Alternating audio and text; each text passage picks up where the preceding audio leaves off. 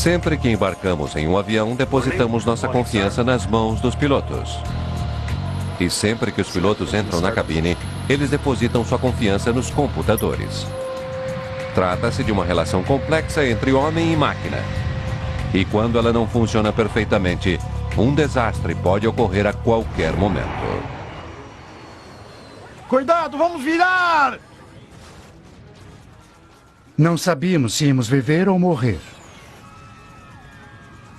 Piloto automático! Decisões de vida e morte precisam ser tomadas em segundos. A desorientação pode matar passageiros e tripulação. Voar, nos dias de hoje, é uma tarefa bastante complexa. O piloto é sempre a última linha de defesa. Quando o pior acontece, a pergunta é: quem está no comando?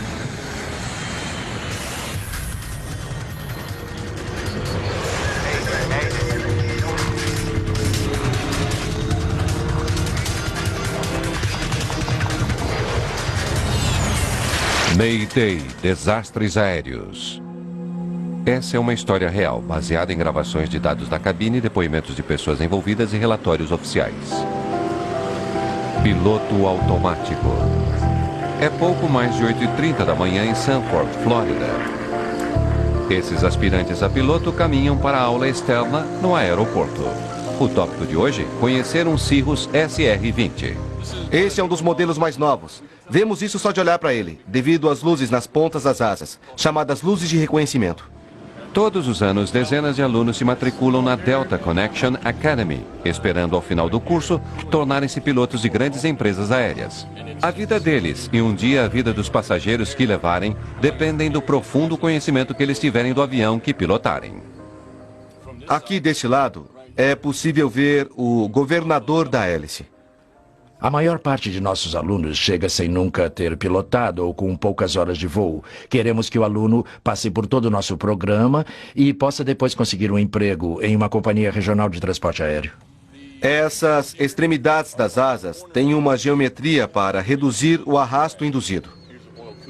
Esses aspirantes a piloto estão começando com aeronaves menores. Nos anos seguintes, eles passarão a conhecer grandes jatos comerciais com tecnologia de ponta.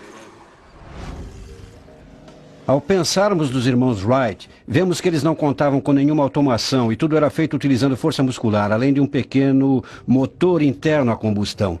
Tudo que eles faziam, mover as asas e os profundores e lemes, era feito manualmente. Mas nos últimos 100 anos, a tecnologia revolucionou a aviação. Os pilotos partilham a cabine com sistemas automáticos de computador, que controlam praticamente cada aspecto do voo. Hoje ele é capaz de fazer tudo, até e inclusive aterrissar o avião. Tudo é definido para que os pilotos automáticos e os sistemas de automação sejam ferramentas que o piloto use, mas não o substituem. Essa é uma lição crucial para os aspirantes a pilotos. Um voo seguro é um equilíbrio entre automação e treinamento. Se um piloto cometer um erro ou se um instrumento não funcionar como deve, esses computadores de voo podem transformar-se em máquinas letais fora de controle. Lima, Peru, 2 de outubro de 1996. O voo 603 da Aeroperu se prepara para decolar para Santiago, Chile. O avião é um Boeing 757 de 4 anos, um jato altamente sofisticado, famoso por sua confiabilidade e segurança. O 757 será pilotado por 2 dos melhores pilotos da empresa aérea. O capitão Eric Shriver e o copiloto David Fernandes. A bordo, há 61 passageiros e 9 membros da tripulação. O jato faz parte de uma nova geração de aeronaves controladas por computador, nas quais os pilotos são treinados para confiar em um sistema central de dados projetado para reduzir erros, tanto mecânicos quanto humanos. Subir trem de pouso. Mas essa noite, minutos após a decolagem, o voo começa a enfrentar sérios problemas. Os altímetros estão travados. O altímetro indica a altura em que a aeronave está voando. Ele está indicando 0, mas o avião está claramente em pleno ar. Isso é realmente novo. Mantenha V2 mais 10. O 757 está equipado com 3 altímetros. Um para o piloto, um para o copiloto e um para emergência. Nenhum dos 3 parece estar funcionando. Enquanto os 2 homens tentam solucionar o primeiro problema, eles perdem outro instrumento crucial, o indicador de velocidade. A velocidade. O quê? A velocidade. O que está vendo? Não estamos subindo. Estou subindo, mas a velocidade... Mantenha a velocidade. Desnorteado pelos inúmeros alarmes confusos, o comandante Shriver resolve aterrissar.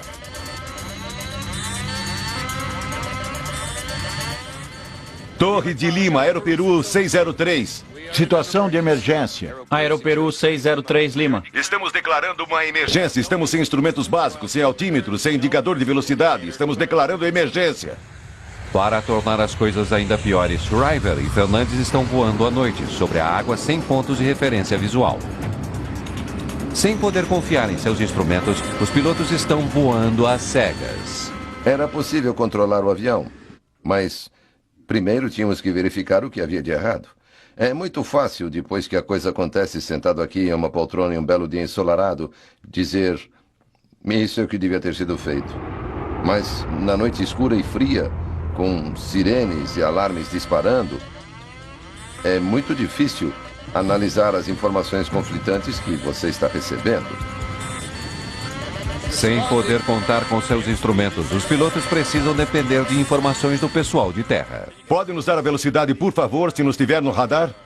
Sim, afirmativo. 10 segundos atrás, vocês pareciam estar subindo a nível 6.000 pés, 22 milhas sul, no rumo 195. Entendido. Estamos indo para o rumo 190 e estamos a 7.000 pés no altímetro. Sim, afirmativo. Vocês estão chegando. Ainda enquanto tentam voltar para o aeroporto, as panes na cabine aumentam. Os sistemas alertam que eles estão acima da velocidade. Velocidade em excesso. Eles estão voando rápido demais. Acione os freios de velocidade. Agora, soa o aviso de stall.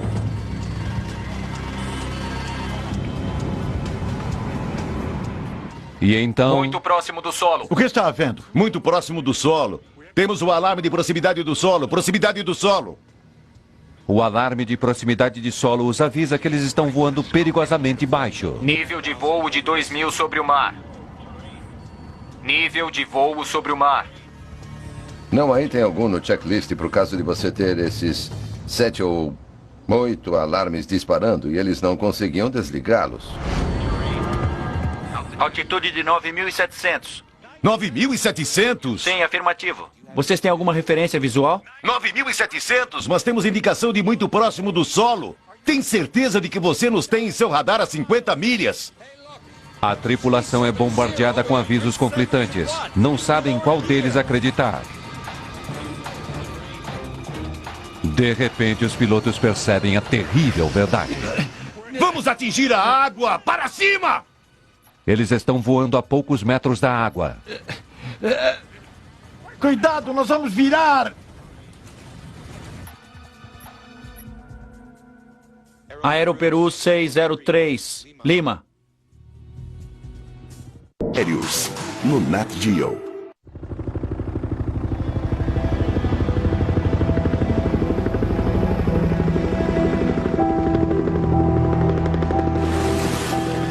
Não há sobreviventes no voo 603.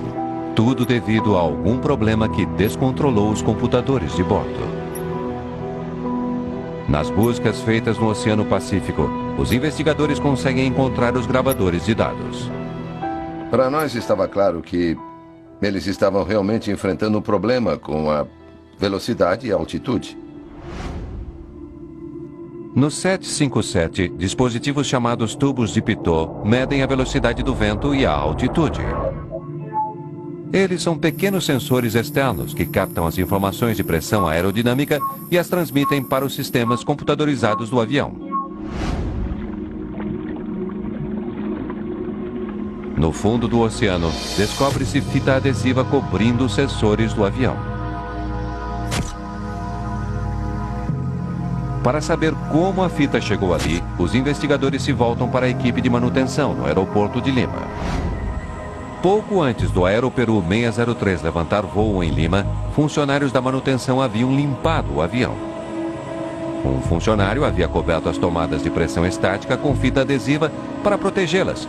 Trata-se de um procedimento padrão, mas quando a limpeza foi concluída, o funcionário se esqueceu de retirar a fita.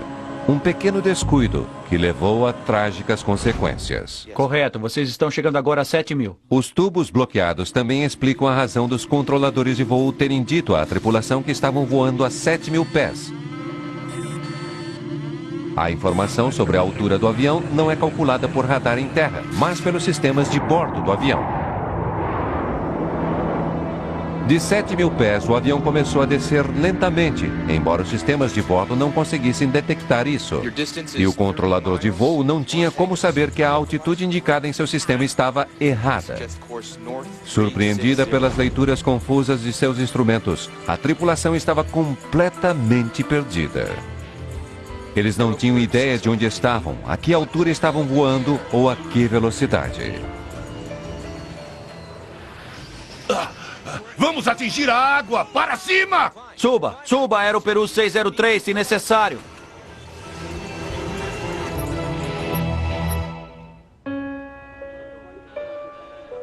O voo da Aeroperu foi uma lição mortal sobre como os pilotos se tornaram dependentes de seus sistemas automáticos de voo e como podem ficar impotentes quando esses sistemas não funcionam.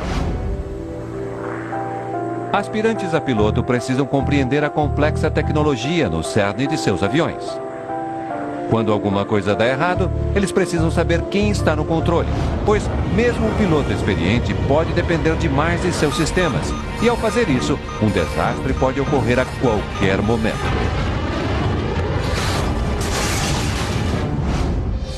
Na escola de voo Delta Connection, em Sanford, Flórida, os alunos enfrentam o pior na segurança de um simulador. Nenhum aluno pode se formar a não ser que consiga lidar com problemas que eles talvez nunca venham a enfrentar no mundo real. No meu curso, nós trabalhamos com uma tripulação e eles têm 26 horas de treinamento no simulador, 13 horas em cada poltrona, na do piloto e na do copiloto. A simulação consegue apresentar problemas que são difíceis de serem apresentados no ar. E como se trata de simulação, podemos repeti-la. Então, se um dia você tiver de enfrentar essa emergência, isso se torna quase uma questão rotineira. Logo depois da decolagem, os alunos enfrentam uma emergência. Pressão de óleo no motor esquerdo. Ao receberem um desses alertas, não apenas acusem seu recebimento, mas o confirmem, pois assim ambos os pilotos ficarão a par. Pressão de óleo no motor esquerdo. Vou verificar os controles de voo e rádios. Você verifica a referência. Eles repassam os procedimentos repetidas vezes, pois a sobrevivência no ar depende de se conseguir agir corretamente no simulador. Em uma cabine de verdade, até mesmo uma pequena dificuldade pode se agravar, transformando-se em uma luta desesperada para salvar o avião. 19 de fevereiro de 1985. O voo 006 da China Airlines está caindo sem controle. Nenhuma resposta, comandante! Velocidade do ar 8 nós e caindo! Um dos motores parou. Nenhuma resposta. Os instrumentos parecem não fazer sentido algum. As pessoas eram jogadas para cima como pipoca, chocando-se contra a cabine. Não sabíamos se íamos viver ou morrer. O 747 cai mais de 10 quilômetros em 2 minutos. Os pilotos mal conseguem manter o avião no ar. O avião está totalmente fora de controle. Ele vai bater. O jato mergulha de nariz em direção ao Oceano Pacífico. E então, apenas momentos antes do impacto, a tripulação recobra o controle do avião. Controle de Auckland, Dynasty 006. Estamos declarando emergência. Dynasty 006, controle de Auckland. Pista liberada, pode descer quando o piloto assim decidir. Depois de sobreviver a uma tremenda queda, o comandante Min Yuan-Hu faz uma aterrissagem tranquila e dentro dos padrões.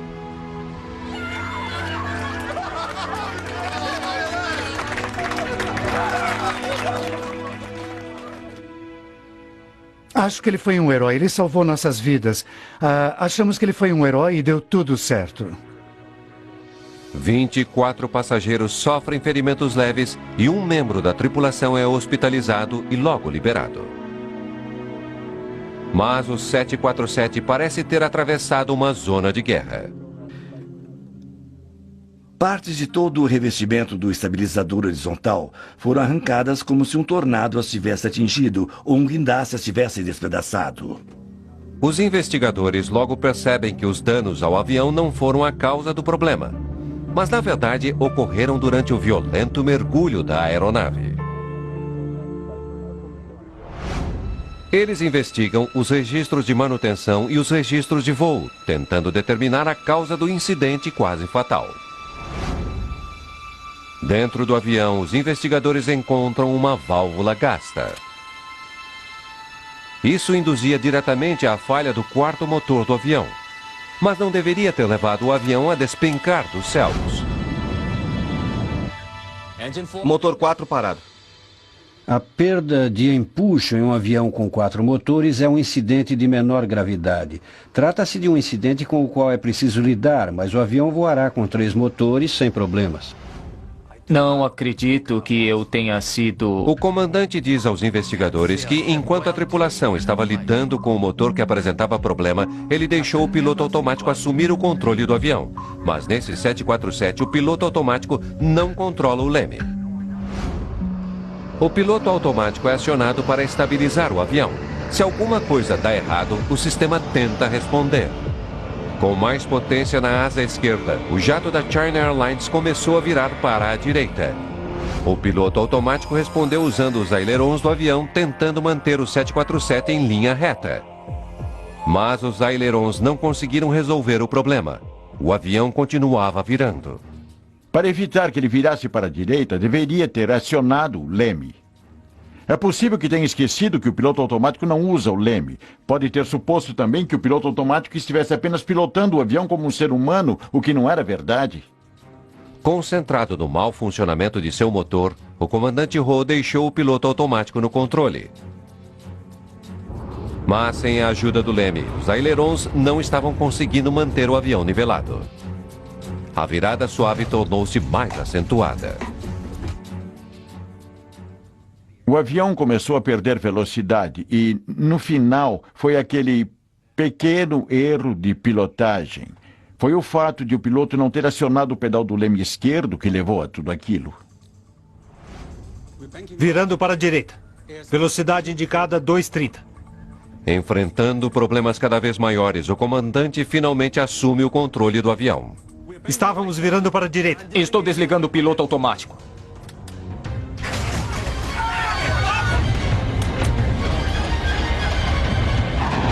Quando o piloto automático é desligado, a situação fica ainda pior.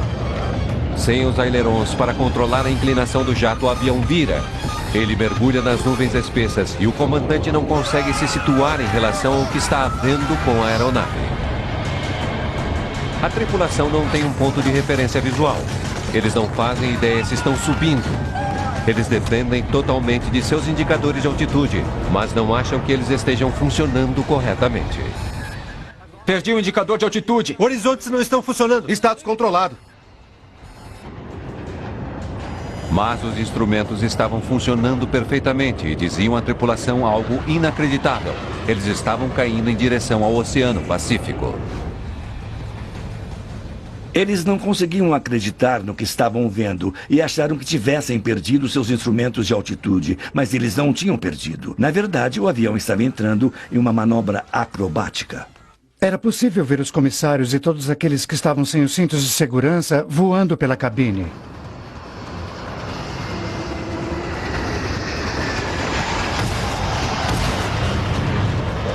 Somente quando o avião sai das nuvens é que o comandante Ho consegue reaver o controle de sua aeronave. Consigo ver o horizonte. Pois agora ele tem uma referência visual. Quando o comandante Ho conseguiu assumir o controle total do avião, era quase tarde demais.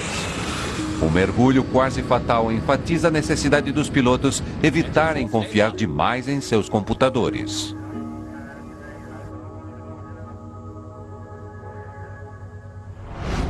O O que a automação fez, de uma certa forma, foi tirar dos pilotos o controle direto e colocá-los em uma posição na qual eles monitoram o que a automação está fazendo com a máquina. Você apenas fica ali sentado de braços cruzados por horas e horas e horas e acaba, compreensivelmente, deixando as pessoas atordoadas.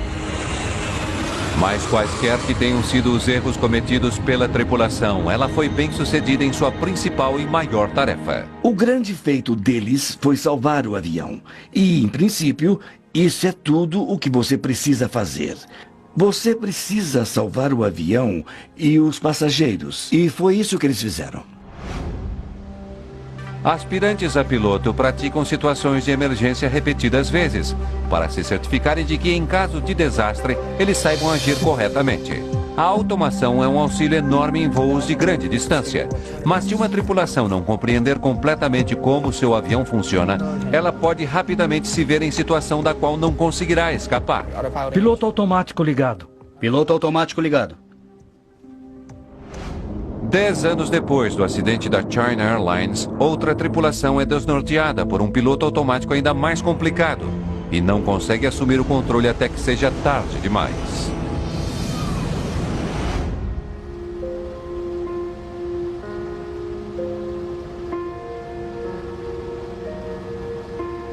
Março de 1994, Sibéria. Equipes de busca vasculham os destroços do voo 593 da Russian International Airlines. Todas as 75 pessoas a bordo estão mortas.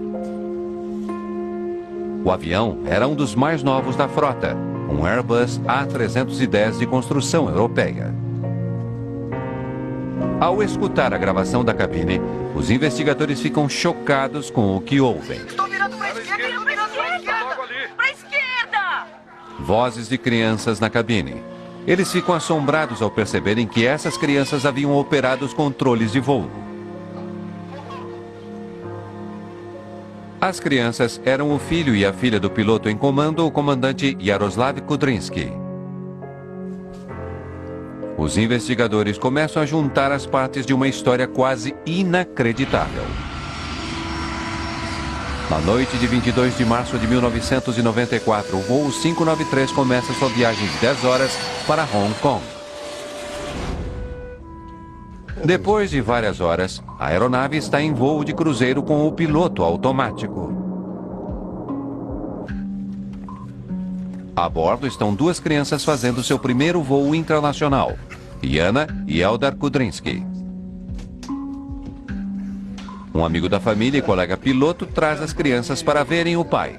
Oi, papai. Esse é o copiloto, Igor Piskarev. É o início de uma cadeia de acontecimentos fatais. O que acha do nosso novo avião? É muito legal. É incrível. O voo 593 está agora a mais de 2.000 milhas a leste de Moscou, quase no centro da Sibéria. Seguro de que o piloto automático esteja controlando o avião, o comandante Kudrinsky permite que seus filhos se sentem na poltrona do piloto e segurem os controles. Ao contrário do voo 747 da China Airlines, o piloto automático mais sofisticado desse jato consegue controlar todas as partes do avião, incluindo o leme. Na verdade, a leve pressão de Eldar sobre os controles desliga a parte do piloto automático. Eldar está agora controlando manualmente os ailerons do jato. Sem que seja perceptível no início, o avião começa a se inclinar. Ninguém na cabine reage à gradual alteração de direção. E o próprio projeto do avião oculta o fato do avião estar à beira de um desastre. Claro, eu fiz. Uma outra peculiaridade do avião é que ele não possui alarme indicando o desligamento do piloto automático no painel de alarmes. Enquanto nossos aviões russos disparam um alarme em uma situação dessas. Eles vêm de outro planeta. Aéreos, no Nat Geo. O piloto automático continua controlando as outras funções do avião. Apenas os ailerons estão nas mãos de Eldar. Mas isso é o suficiente para afetar o voo. Momentos depois, o Airbus se inclina a 45 graus.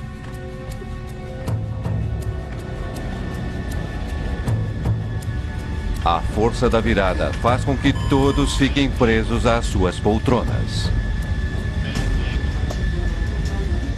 Rapazes!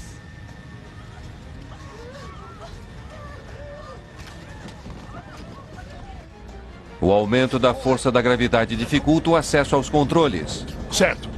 Segure o manche. Eldar é o único com as duas mãos nos controles. Vire! A velocidade da virada o está prendendo à poltrona. Para o outro lado! Vire para a esquerda! Mas como é que se faz isso? Tá bom, saia daí! Mas Eldar não consegue sair. Seu corpo parece ter o dobro do peso normal.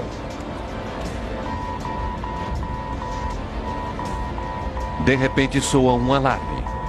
O piloto automático está se desligando. Quando o jato alcança uma posição tão extrema, o piloto automático é projetado para desligar completamente. Trata-se de um recurso de segurança que coloca o piloto de volta ao controle total da aeronave. Mas, nesse caso, é um adolescente que está na poltrona do piloto. O avião começa a mergulhar em direção ao solo. Para a esquerda, o solo está logo ali! O avião mergulha a uma velocidade incrível, mais de 200 metros por segundo. Para os passageiros, isso é equivalente a um elevador que de repente despenca. Sai daí! O comandante Kudrinski luta e volta à poltrona do piloto, mas é tarde demais para salvar o voo 593.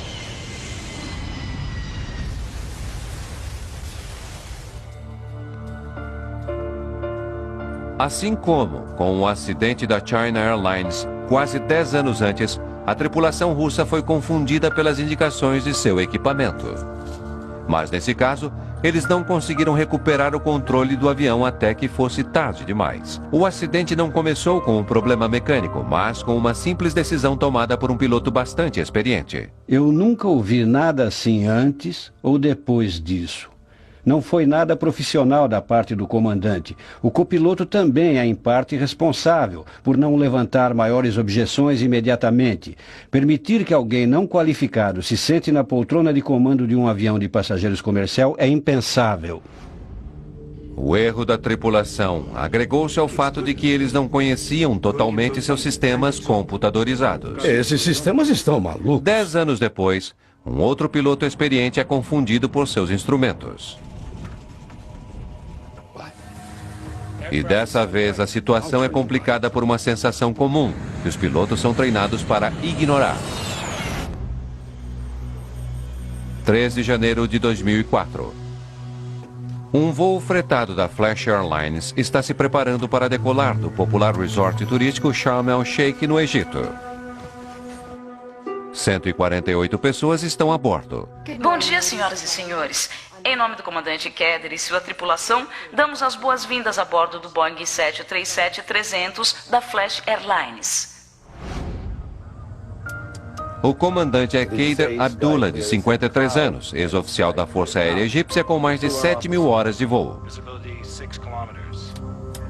Na escuridão, antes do amanhecer, o comandante Keder e sua equipe fazem uma decolagem tranquila. Voando manualmente, eles ainda não ligaram o piloto automático do avião. Mas enquanto ainda estão subindo, o plano de voo já começa a dar errado. Virando para a direita, senhor. O quê? O avião está virando para a direita. Para a direita? Como virando para a direita?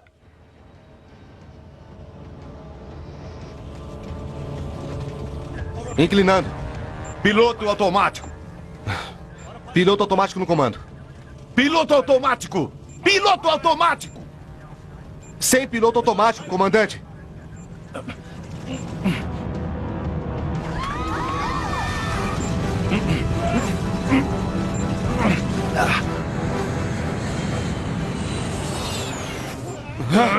Não! Meu Deus! Meu Deus!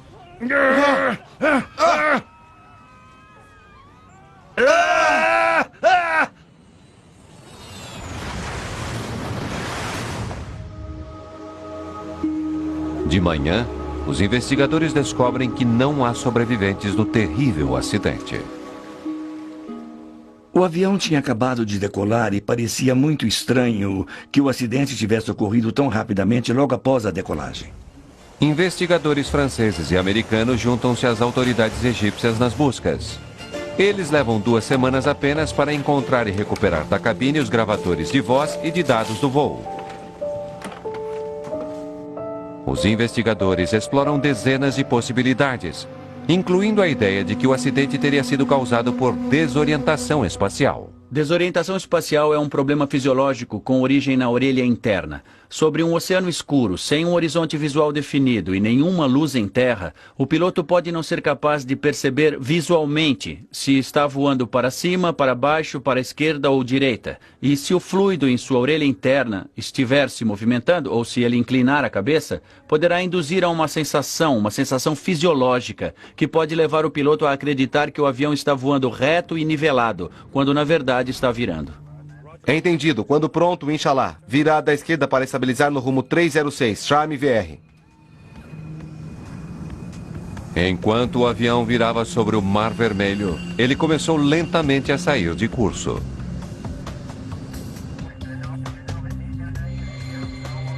Mas o piloto não diz nada. Ele parece não se dar conta das alterações em seu plano de voo. Na verdade, é uma situação de trabalho intenso e, quando não há referências visuais do lado de fora, por se tratar de uma noite sem lua, em que você está sobrevoando um território sem características definidas, sem luz, você realmente, como piloto profissional, deve estar totalmente ciente do fato de que essa é uma situação em que você poderia se sentir desorientado. Não se sabe exatamente o que o comandante notou. O que se sabe é que a aeronave se inclinou lentamente para a direita. Virando para a direita, senhor. O quê? O avião está virando para a direita. Como virando para a direita? Numa situação como essa, você está não só tentando pilotar o avião e compreender contextualmente o que está havendo, mas está imerso em uma ginástica mental, pois seu pensamento se concentra numa direção e ao mesmo tempo você tem o copiloto dizendo uma coisa completamente diferente. Os investigadores descobrem que mesmo com toda a informação conflitante que estava recebendo, o comandante Kader quase recuperou o controle de seu avião. É interessante que a recuperação começa quando o avião vira para o litoral. As luzes na costa teriam dado ao piloto uma visão clara e inconfundível da altitude da aeronave. Este é o momento em que a desorientação desaparece e este é o momento em que tem início a recuperação. Infelizmente, não há tempo suficiente para salvar o avião. O trágico é saber que o comandante Kader tinha diante dele todas as informações de que precisava para salvar o avião. O importante, quando a pessoa está com desorientação espacial, é confiar totalmente nos seus instrumentos. Eles estão lhe dizendo a verdade. E seja qual for a sua sensação, trata-se de uma limitação dos seres humanos. Confie nos instrumentos. Esta é uma lição trabalhada com afinco todos os dias na Academia Delta Connection. Brian Patrician é um dentre as dezenas de alunos aqui que querem pilotar jatos comerciais de passageiros. Um objetivo que ainda está a anos de distância. Devo ficar entre 5 e 6 anos numa empresa regional, antes de ir para as empresas grandes. É um percurso característico. Membros veteranos da tripulação de empresas que fazem voos internacionais têm, em geral, milhares de horas de voo, mas cada um deles começou do zero. Há um ditado bastante antigo que diz o seguinte: quando sentir que não está aprendendo mais nada na aviação, dê o fora, pois você vai se machucar. O treinamento é constante. Treinamento periódico é uma parte integral de um voo seguro. A razão de termos hoje o nível de segurança que temos deve-se em grande parte à adequação e abrangência do treinamento. Confiar em seus instrumentos, em sua automação, é uma das lições mais fundamentais do treinamento de voo. Viu como que é? Coloque a chave e dê partida no motor.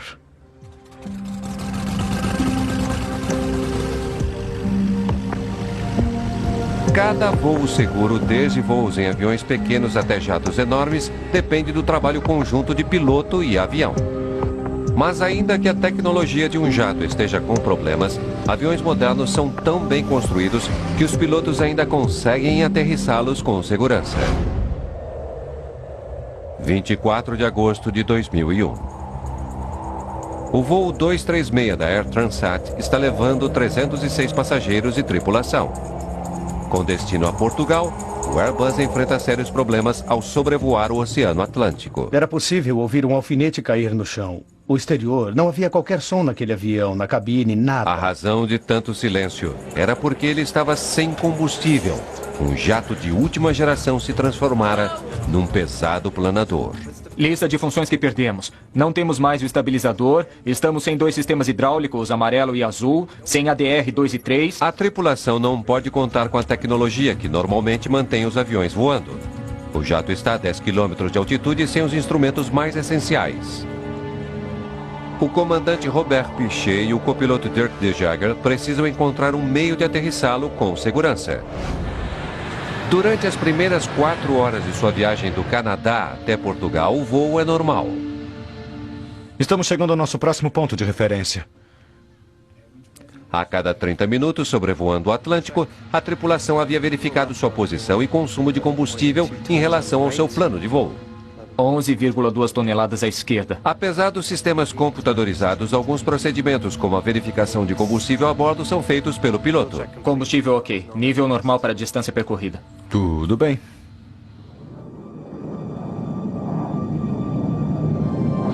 Mas então, um pequeno alarme quebra o clima de rotina na cabine. Olha só. Um sinal de alerta. Temperatura do óleo baixa, pressão do óleo alta no motor número 2. O computador mostra que a temperatura do óleo está baixa no motor número 2. Mas mostra também que a pressão do óleo está alta.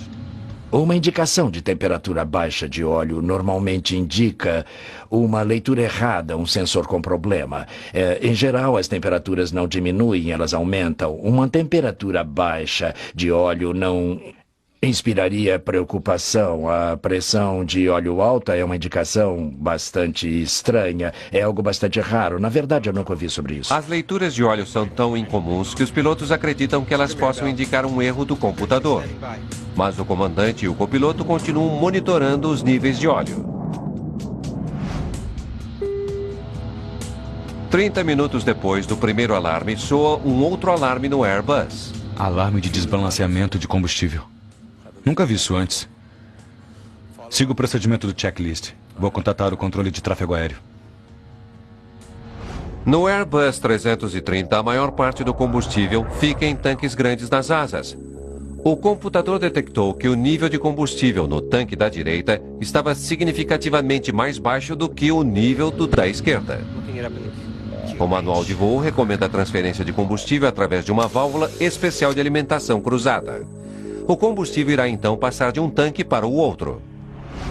Ao iniciar o procedimento de alimentação cruzada para corrigir o desequilíbrio de combustível, a ação de restauração deve começar muito rapidamente. Em outras palavras, a situação não deve continuar a piorar. Ainda que a tripulação esteja seguindo o procedimento adequado, a situação realmente piora. O combustível não está aumentando nos tanques da asa direita. Como é que está a quantidade? Está muito baixa, espere. Há muito menos combustível do que deveríamos ter. Parece que há um vazamento. Verifique outra vez. Os sistemas monitoram centenas e centenas de sensores e, quer dizer, eles podem ser afetados por coisas comuns, como, por exemplo, um pouco de geada ou gelo em um sensor pode levá-lo a apresentar dados incorretos. Mas, na verdade, a leitura é precisa. Há um sério vazamento em um dos motores e Pichet transferiu um combustível valioso para o tanque com vazamento. O fato é confirmado quando o copiloto de Jager faz nova verificação de combustível. Segundo todos os calibradores, todos os tanques na asa direita estão muito abaixo do nível em que deveriam estar de acordo com o plano de voo. Não há praticamente nada nos outros. E o tanque longitudinal? Também não há nada nele. A cada minuto que passa, o vazamento drena o combustível dos tanques até que, finalmente, o jato está voando com os tanques vazios. Estamos perdendo o motor número 2. Eu não acredito. Muito bem, máxima potência no número 1. O que está acontecendo?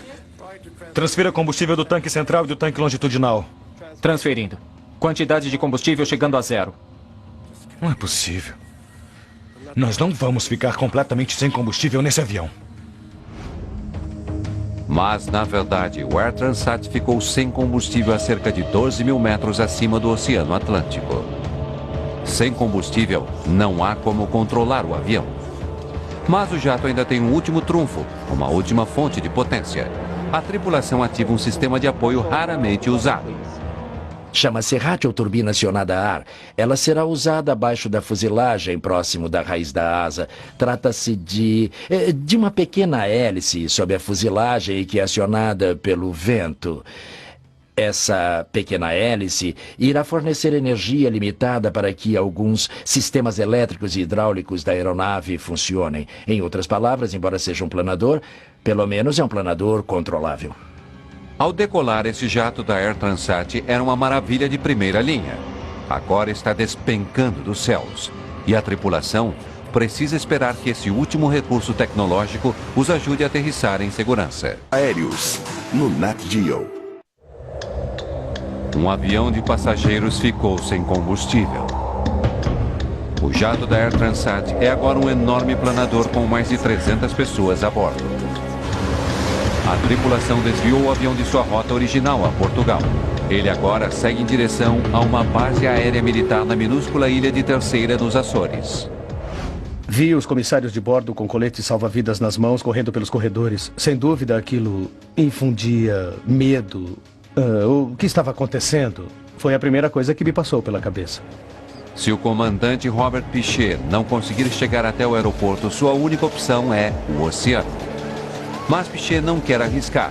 Aviões não foram projetados para sobreviver à aterrissagem nas águas.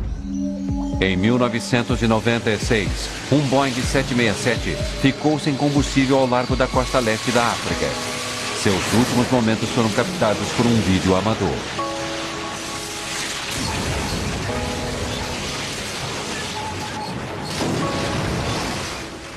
Das 175 pessoas a bordo do jato da Ethiopian Airways, somente 50 sobreviveram. Sem controles vitais, o comandante Piché e o copiloto De Jager precisam mais do que nunca confiar um no outro. É difícil aceitar que um avião comercial vá ficar sem combustível. Com todos os dispositivos de controle, segurança e equipamentos, aquela tripulação enfrentou isso unida. Slats acionados e travados. O próprio projeto do avião evita que ele caia como uma pedra. Mesmo sem os motores, o deslocamento do avião lhe dá alguma sustentação. Ele está caindo rapidamente, mas ainda está voando. Pode me dar a velocidade de aterrissagem, por favor? Sem motores, sem flaps, velocidade ideal de aproximação é de 170 nós. É rápido demais. É. Mas a pista é bem longa. Mas ao final da pista há um penhasco bastante acentuado. Usando a potência disponível da turbina auxiliar, o comandante Piché força o avião a virar bruscamente, tentando fazê-lo perder um pouco de velocidade.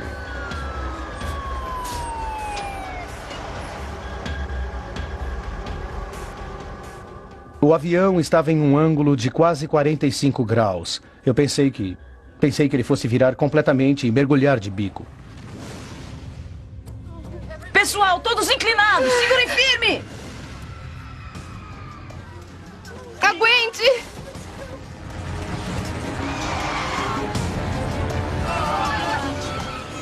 Pneus estourando!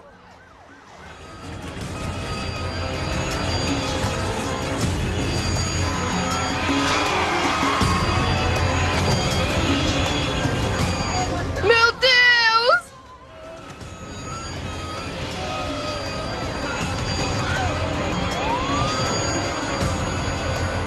Depois de estourar 8 pneus, o avião finalmente para no meio da pista. Todos a bordo sobrevivem. Ele aterrissou aquele avião com segurança. E estourou apenas 8 dos 12 pneus. Ele salvou pessoas. Salvou a vida de 300 pessoas.